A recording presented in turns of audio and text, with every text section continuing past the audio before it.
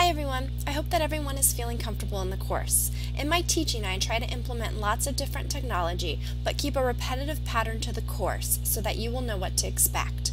For example, every week you will have a VoiceThreads primary source discussion, a Taking Sides outline, and a Taking Sides reading discussion. I was impressed with your introductions last week. Many of you experimented with new technology when introducing yourself to the class. I was also impressed with the reflection in the primary source forum. You looked at different sources and did your best to deduce which would be the best source for historians to use in research. Many students hit the nail on the head in their discussion posts.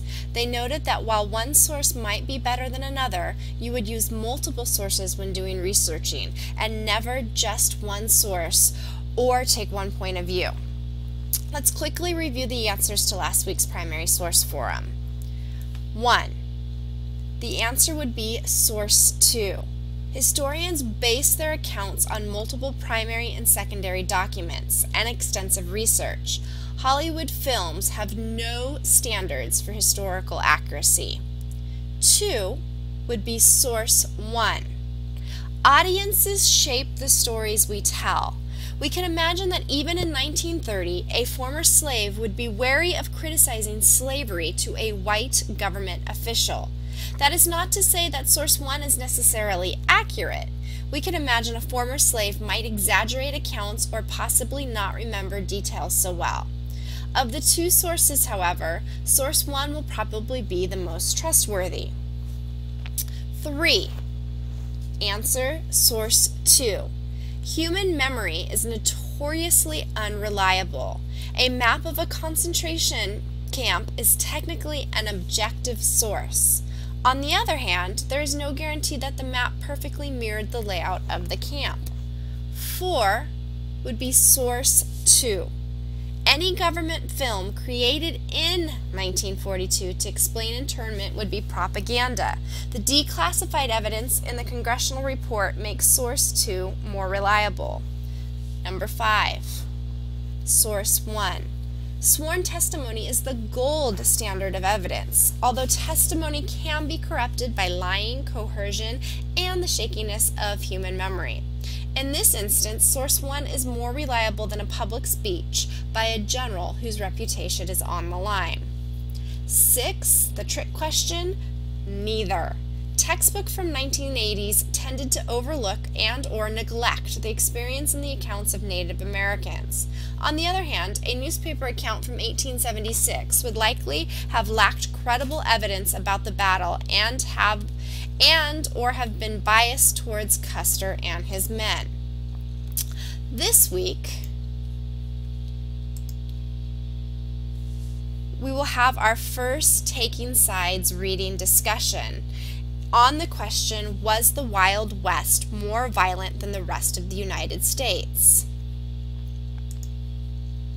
When you read Taking Sides, you should read it with a purpose. Look for the thesis at the start of the yes excerpt and at the end of that excerpt. Once you have found the historian's argument/thesis, you should figure out the supporting evidence used to support the thesis. Read very purposefully. Do not worry if you don't get the thesis this week. You will get better as the semester goes on. Reading academic journal writing is a skill. It is important to have, so the further you go in a specialized field, you'll be able to understand the research and the debates. Stick with reading Taking Sides this semester and you will learn invaluable skills. You should submit your outline and initial thoughts by Sunday before 11:55 p.m. After you have posted your initial thoughts, you should then respond to your classmates' posts and observations in the discussion forum.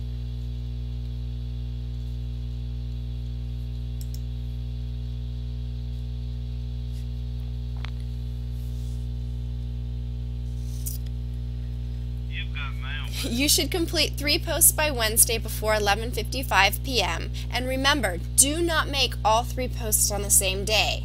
Note that many students get confused on why they have to complete an outline and post to the forum. They often want to cut and paste their outline into the forum. Please do not do this. I have designed the outline assignment to help you read with a purpose and formulate your thoughts. Your post to the forums should be a summary of your thoughts and a critique, either positive or negative, on the forum. You are welcome to use parts of your outline in your forum posts, but you should not use all of it. Let me know if you have any questions on this. We will also be having our first VoiceThreads discussion on Little Bighorn.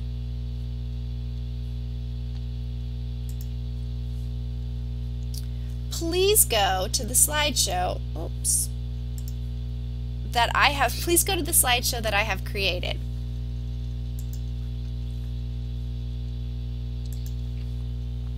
Note that you might be asked to create a free account. When you create a free account, make sure you write down your login and password information for future reference. You may comment anywhere you like at any time. However, for credit, you must comment on slides labeled "Think About It." You should comment a total of 2 times.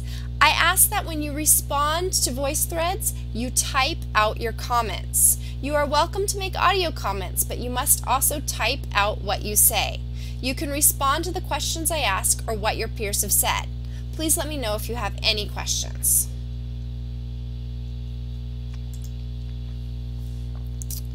Finally, you will also need to submit the topic that you plan to research for your final project.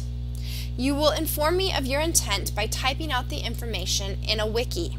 A wiki is a place that will allow you to store your information and edit as you go. This will be the place for you to post your work, and it allows me to peek in on what you are doing. It is information that is shared between you and me. It is not accessible to everyone in the course. For this assignment, you do not have to have specifics, but what is the big thing or topic that you are going to research?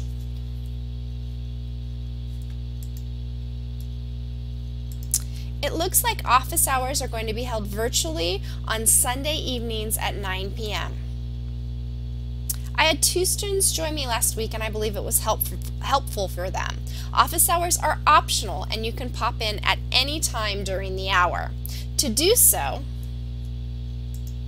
you are going to log on to cccconfer.org and find the box labeled Student Login for Office Hours.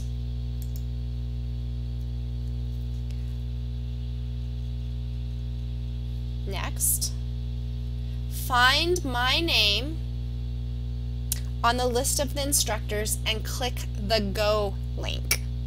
There you will fill out the form and enter the password 842507. While you are doing this, you will also call 888-886-3951, which will connect you to a free conference line.